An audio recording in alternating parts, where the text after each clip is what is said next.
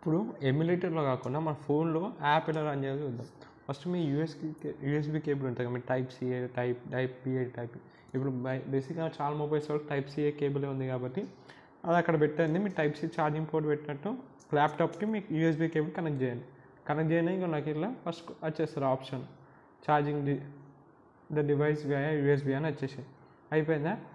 ఇలా నువ్వు developer options on చేసుకోవాలి. ఈ సెట్టింగ్స్లోకి వెళ్ళాలి. ఫస్ట్ నువ్వు సెట్టింగ్స్లోకి వెళ్ళి డెవలపర్ ఆప్షన్స్ ఎట్లా ఆన్ చేయాలో చెప్తాను.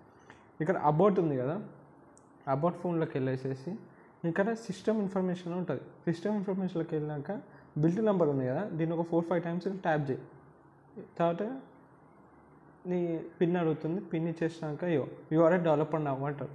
డెవలపర్ నవ్వు అనగానే నెక్స్ట్ నువ్వేం చేయాలంటే డెవలపర్ అని కొట్టాలి. డెవలపర్ అంటే ఇక డెవలపర్ ఆప్షన్స్ కనిపిస్తుంది కదా, దాన్ని ట్యాప్ చేయాలి.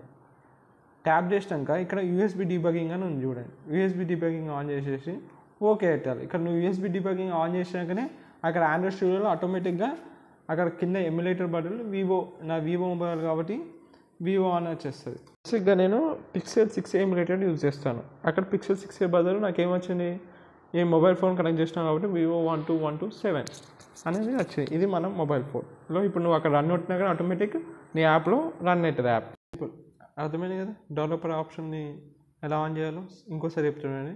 అబౌట్ ఫోన్లోకి వెళ్ళాలి. అబౌట్ ఫోన్లోకి సిస్టమ్ ఇన్ఫర్మేషన్కి వెళ్ళి బిల్ నెంబర్. ఇంకా ఒకవేళ మీరు ఆల్రెడీ డెవలపర్ అని ఇట్లా నోటిఫికేషన్ వస్తే డైరెక్ట్ ఇక్కడ డెవలపర్ అని సెర్చ్ చేయండి. డెవలపర్లోకి వెళ్ళి డెవలపర్ ఆప్షన్స్ అలా మనం యూఎస్బీ డీబగింగ్ ఆన్ చేయాలి.